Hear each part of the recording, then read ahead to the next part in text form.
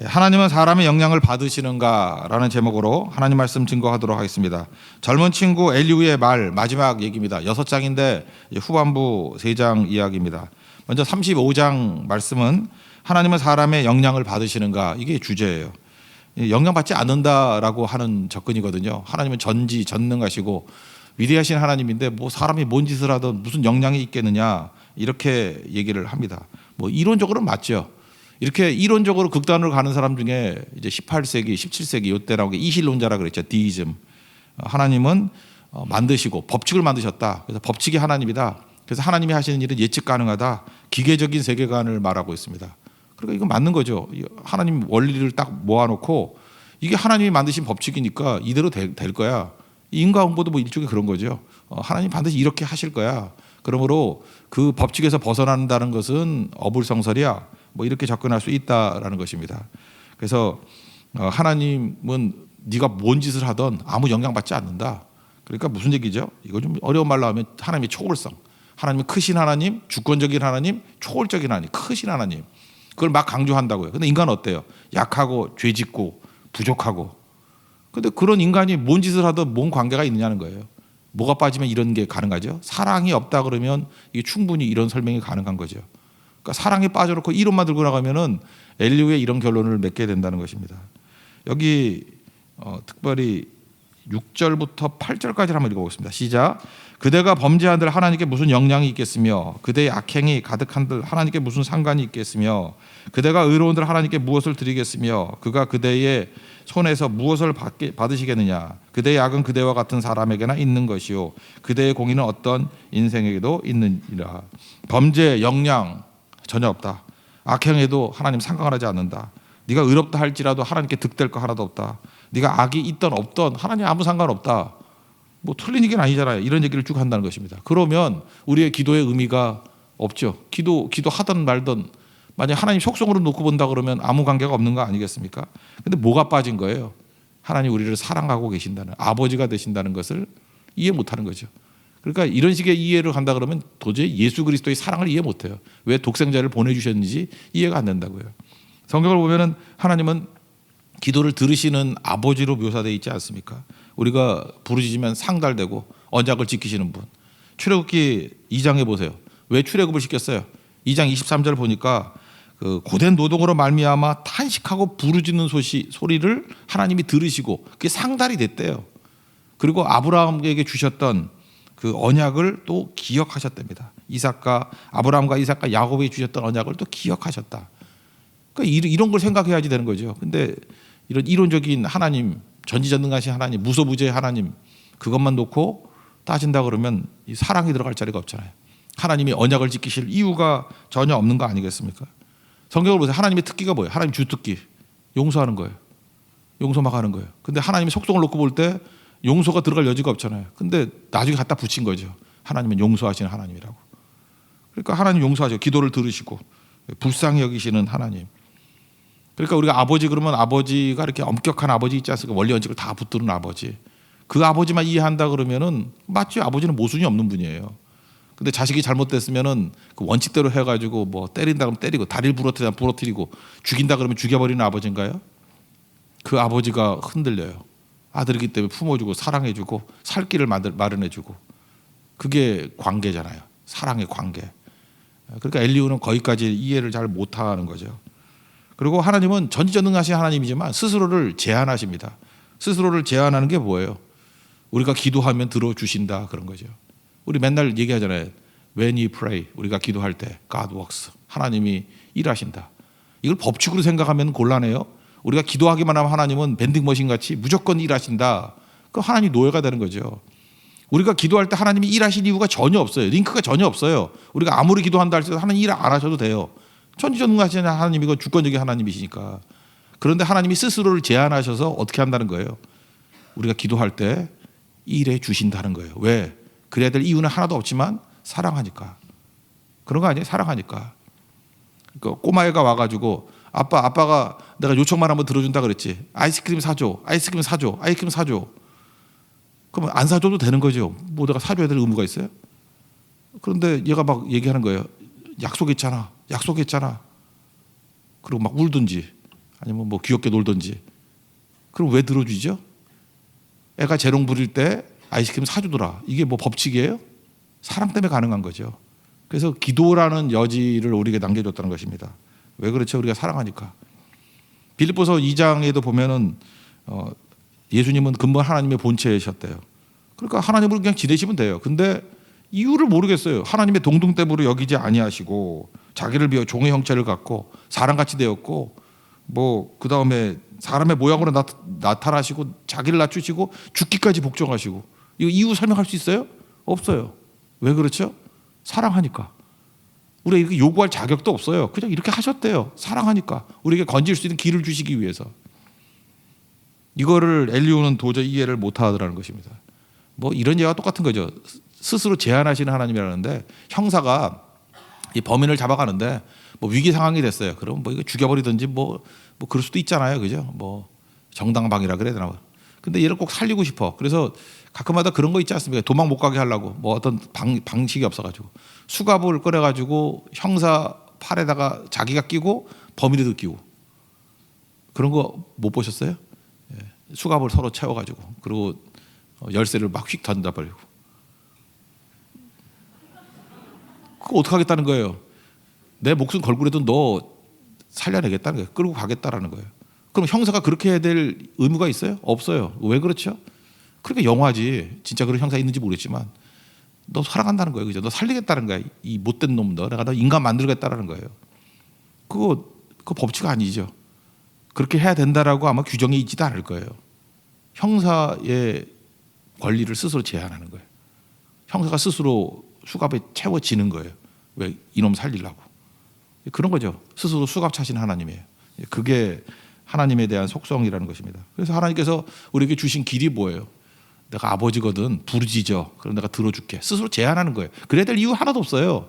When we pray, 우리가 기도할 때 God works. 이건 하나님, 이거는 어찌 보면은 법칙이라기보다는 이건 사랑이에요. 우리가 기도할 때 하나님은 일하신다. 이건 법칙 아니에요. 이건 뭐예요? 사랑이에요. 하나님의 사랑. 사랑을 이해해야 된다는 것입니다. 그러므로 하나님이 사람의 영향을 받으십니까? 안 받으십니까? 받는다예요. 속성으로는 받을 이유가 전혀 없지만 받으신다. 왜? 자녀의 부르짖음을 외면하지 아니하시고 언약을 기억하시는 하나님이다. 그래서 우리가 기도하는 거예요. 하나님께 영향을 미칩니다. 성도의 눈물, 기도, 히스기야 보세요. 눈물을 흘리고 부르짖었더니 그 기도와 눈물을 보시고 뭐 생명도 연장해 주시고 그 눈물과 기도를 보시고 아수르에게 포로됐던 상황에서 기적적으로 건져내시기도 하시지 않습니까? 그래서 기도의 근거는 법칙이 아니에요. 하나님의 사랑의 근거를 뒀다라는 것입니다. 사람은 하나님께 영향을 미칠 수 있습니다. 전능하신 하나님께 영향을 미칠 수 있습니다. 그게 기도예요. 오늘 새벽기도 또 오늘 철야기도 기도보다 위대한 것은 없습니다. 왜냐하면 전능하신 하나님 앞에 영향을 미칠 수 있는 유일한 길이기 때문에. 하나님 앞에 우리도 기도로서, 기도는 사랑이거든요. 사랑 때문에 기도의 여지를 주셨듯이 우리도 사랑하는 마음으로 주님 앞에 나가서 기도할 때 응답의 역사, 그거는 뭐 도깨비 방망이 그런 게 아닙니다. 사랑의 관계 속에서 얻는 열매들과 결실이에요. 그런 기도를 통해서 하나님과 깊은 관계를 맺고 또 열매 거두고 승리하는 하나님의 종되기를 축원합니다. 그 다음에 36장에 가면은 이제 엘리후가 젊은 친구라 그랬죠. 지나친 확신이에요. 여러분 같으면 그러잖아요. 뭐 확신에 가득 차고 특별히 막 기도 많이 하고 뭐 성경 읽고 막 소리 질러대고 막 이러되면은 그 좋아하는 사람도 있어요. 지나친 확신. 근데 그게 또 거부감을 느낄 때가 있거든요. 거부감. 그래서 제가 어떤 분한테 그런 얘기를 했어요. 이제 좀 약간 살살 하라고.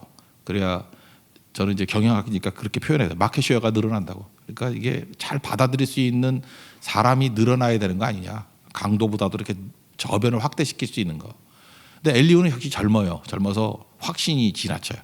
이게 지나쳐가지고 나만 옳다고 이거 아니면 끝이다 뭐 이런 식으로 하니까 이 거부감을 줄 수도 있는 거예요. 옳기는 옳은 것들이 많은데 그게 문제가 되네. 오히려 상처가 되더라. 그래서 이 36장에 보면은 지나친 확신이 상처를 준다 이런 거죠. 그래서 이렇게 말투가 이래요. 36장에 보면은 내가 뭐 그 진실을 보여주겠다. 나는 알고 있다. 그 다음에 뭐 여기 몇 절이죠? 3절 같은 먼 데서라는 건 하나님이라는 뜻이거든. 내가 하나님께로부터 뭐 직접 들었다. 이거는 확신해. 뭐 이런 식의 어투를 써요. 그러니까 아무리 옳은 얘기를 한다 할지라도 이게 벽이 쳐질 수 있다라는 것입니다. 그래서 지나친 확신이 그렇게 큰 힘이 안 되고 오히려 상처를 주더라. 그 어투를 한번 보세요. 1절부터 4절까지 읽겠습니다. 시작. 엘리후가 말을 이어 이르되 나를 잠깐 용납하라. 내가 그대에게 보이리니 이는 내가 하나님을 위하여 아직도 할 말이 있음이라. 내가 먼 데서 지식을 얻고 나를 지으신 이에게 의를 돌려보내리라. 진실로 내 말은 거짓이 아니라 온전한 지식을 가진 이가 그대와 함께 있느니라. 이 4절은 좀 너무했네. 내 말은 진실이고 거짓이었고 온전한 지식을 가진 게 나라는 거예요. 내가 그대와 함께 있느니라. 이건 진짜 싸가지가 하나도 없네. 그죠? 이렇게. 그러니까 지나치는 확신인데 이건 뭐 사실은 자기가 하나님 앞에서 갖는 확신일 수 있잖아요. 근데 또 말을 있다 이래요. 그러니까 이렇게 하니까 이게 힘들어지는 거죠. 그래서 확신이 세상을 구원하지 못해요. 내가 뭐 확신이 있다고 세상이 변화되거나 확신이 있다고 품어지는 거 아니라는 것입니다. 이 교육학자 중에 되게 존경받는 사람 중에 이 파커 팔머라는 분이 계시거든요. 파커 팔머. 이분의 별명이 교사들의 교사예요. 그 마틴 로이드 존스를 목사들의 목사 이렇게 말해요. 그래서 아주 훌륭한 그 영역에서 훌륭한 분들을 뭐 무엇 중에 무엇 이렇게 얘기하잖아요. 마틴 로이드 존스 목사 중에 목사 그런 식으로 교사 중에 교사라고 말하는 게 이 파커 팔머예요. 그러니까 굉장히 이게 교사들에게 영향을 많이 미친 교육학자입니다. 근데 자기 평생에 크게 2번 우울증에 이게 사로잡히게 됐어요. 되게 이렇게 영향력 있고 인품 있고 그런 분이었는데 우울증에 빠져가지고 뭐 일을 제대로 못하는 거예요. 그러니까 이게 말이 안 되는 거죠. 우리 가운데 그래요. 여러분 겉으로 볼 때 너무 인격자고 너무 밝고 이런 분인데 어떻게 저런 분이 우울증에 빠져? 그럴 수 있죠. 저는 제가 제일 이상했다고 생각했던 게 뭐냐면 방송에 나오던 분인데 행복 전도사 그래서 여자분인데 최윤희 강사라고 너무 말도 잘하고 뭐 그냥 얼마나 확신에 차 있는지 그리고 이분 별로 예쁘지 않아요. 예쁜 여자가 나와서 확신이 있으면 저 얼굴 믿고 저러는구나 그러는데 이분은 도대체 뭘 믿고 저러나 그죠? 저 자신감은 어디서 난가? 근자감을 이유를 모르겠어요, 그죠? 막 그렇게 얘기하던 분이었는데 자살했대요. 그때 충격 엄청났다고. 지금도 가끔 이렇게 그 옛날 거 들어보면은 지금도 힘이 나요. 또 이런 분이 어떻게 자살을 하나 이런 생각이 든다고요. 그때 뭐 깊은 우울증에 빠져가지고 뭐 그럴 수도 있겠죠. 근데 이 파커 팔머 같은 분이 그런 케이스죠. 이분이 우울증에 빠졌다는 걸 사람들이 이해를 못해요. 근데 이분이 이제 나중에 얘기를 하니까 글을 쓰는데 내가 이렇게 깊은 어둠의 세계에 빠져 있을 때 나를 찾아와서 이렇게 말해준 사람들이 많이 있었다라는 것입니다. 어떤 사람은 숨지 말고 밖으로 나와야 돼. 또 어떤 사람은 나와가지고 햇빛을 많이 쬐야지 우울증에 도움이 돼. 커튼 젖혀야 돼. 뭐 이렇게 얘기하고 그 다음에 어떻게 너 같은 그 믿는 사람이 영적 침체에 빠질 수 있느냐 뭐 이렇게 말하는 사람도 있고 또 어떤 사람은 제일 얄미운 사람이 이런 사람이에요. 좋은 책이다 그러고 들고 오더라는 거예요. 지금 그러지 않아도 우울해 죽겠는데 책 읽으라 그러면 그거 읽겠어요? 이분이 이렇게 얘기합니다. 그들의 모든 처방이 내게 더 큰 외로움을 가져다 주었다. 그러니까 자기가 생각할 때 다 답이다 하는 것이 더 큰 외로움을 주게 되었다라는 거예요. 이 파커 팔머가 얘기를 합니다. 내가 우울증에서 벗어날 때 제일 큰 도움이 되었던 건 물론 하나님이시지만 또 하나는 자기 친구가 있는데 이름은 뭐 잊어버렸어요. 친구가 있는데 오후 4시에 와가지고 자기한테 말도 안 하고 발 주물러 주고 갔대요. 발 마사지겠지 뭐 이렇게 발 주물러 주고 갔대. 그때에 그 친구 때문에 내가 세상과 연결되는 고리를 발견했대요. 우울증이 세상과 단절되는 거거든요. 그래서 세상과 뚝 떨어져서 나 혼자 있다고 느끼는 건데 그 친구가 이렇게 발을 만져주고 가는데 세상과 연결되는 고리가 있음을 깨닫게 됐다고. 고리가 있으니까 이제 하나씩 잡고 힘쓰니까 벗어날 수 있었던 거죠. 여러분 우리가 어떤 어려움 당한 사람 할 때 꼭 조심해야 될 게 이거예요. 충고하고 싶은 마음을 참아야 됩니다. 하여튼 입산 사람들이 문제죠. 이렇게 잠깐 충고하고 싶어져요. 여기 친구들 보세요. 엘리후 보세요. 충고하는 게 도움이 되던가요? 도움이 안 돼요. 오히려 충고를 한다면 언제 해야 되냐면 내가 희생할 각오가 돼 있거나 진짜 피 흘릴 사랑이 있으면 그때 충고가 효과가 있는 거지. 그러지 않으면 충고로 위로받는 경우는 거의 없다라는 것입니다. 위로는 언제 받냐면 입장의 동일함이에요.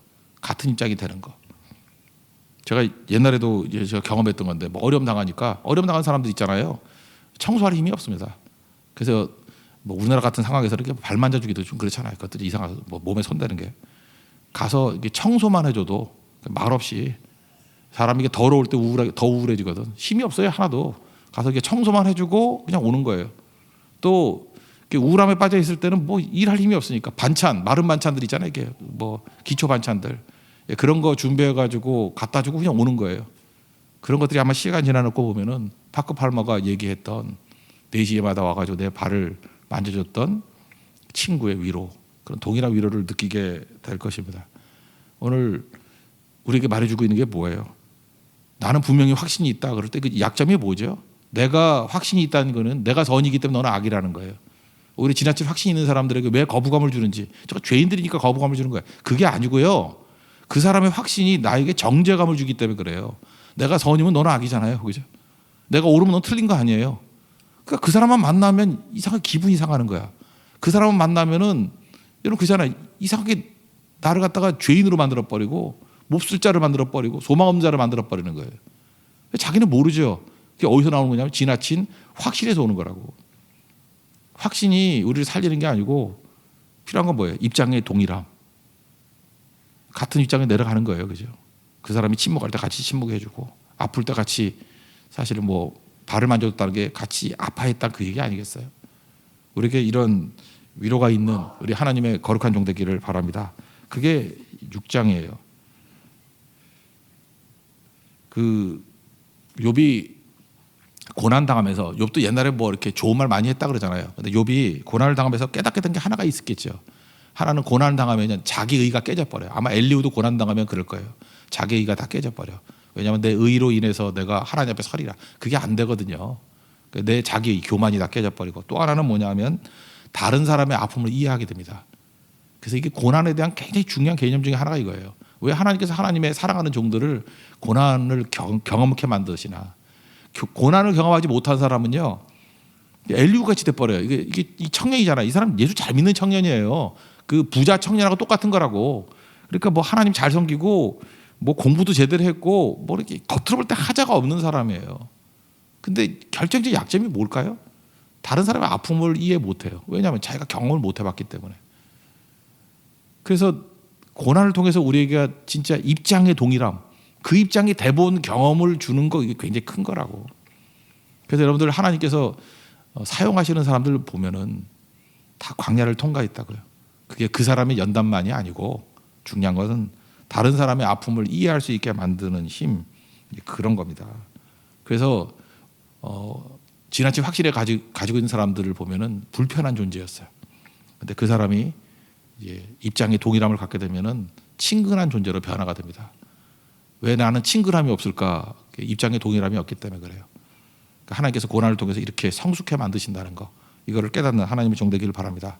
마지막 37장은 뭐 간단히 살피면은 모든 것에는 다 메시지가 있다라는 거예요. 메시지가 뭐냐면은 사실은 그 앞부분부터 먼저 시작이 돼야 되는데, 이제 흐름은 사실은 36장부터예요. 24절을 보시면 그대는 하나님께서 하신 일을 기억하고 높이라, 잊지 말지니라. 인생이 그의 일을 찬송하였느니라. 신앙은 반응하는 거거든요. 반응하는 거. 그 야고보서에 정확히 나오죠. 5장 13절에 너희 중에 고난 당하는 자가 있느냐?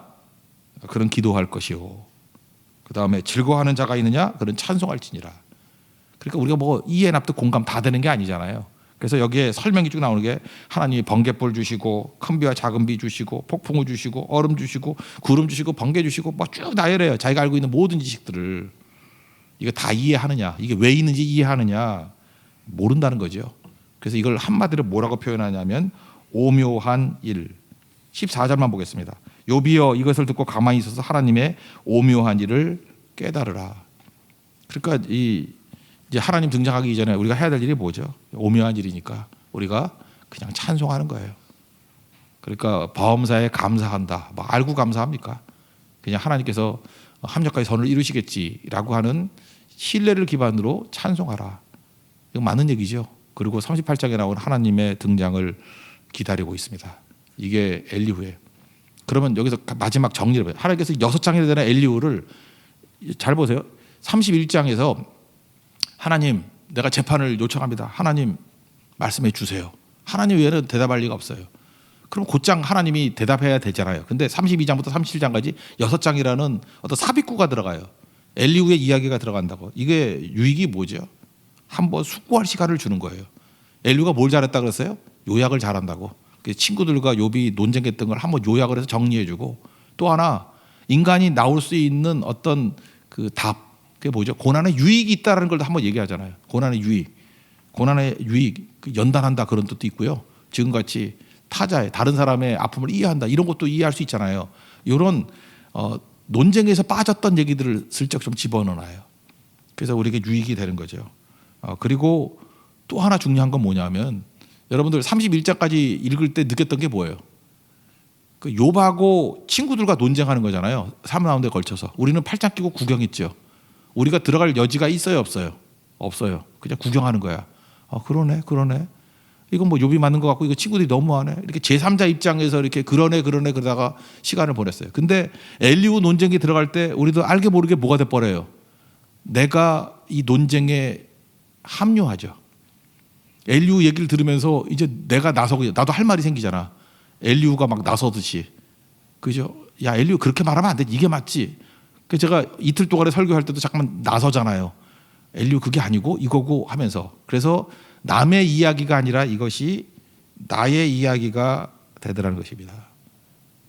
이게 참 그래서 욥기가 문학적으로도 엄청 탁월한 거예요.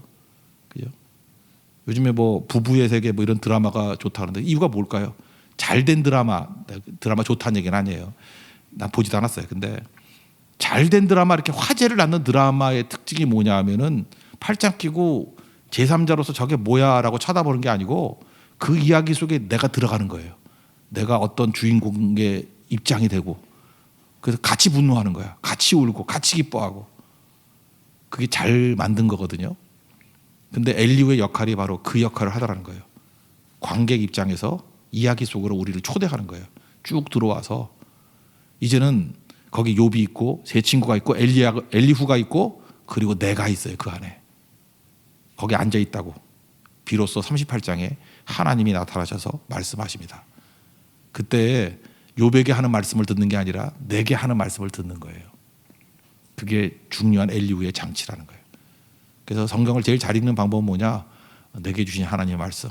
내 생각이 하나님 앞에서 깨지고 변화되고 정화되는 과정들을 겪는 거. 그게 말씀 듣는 원리라는 것입니다. 오늘 엘리후를 통해서 주셨던 이런 유익들을 동일하게 누리는 믿음의 종 되기를 축원합니다. 자리에서 일어나겠습니다. 우리 잘 듣고 순종하는 하나님의 종들 되기를 원합니다. 은혜 아니면 찬양하겠습니다. 나서지 못하니.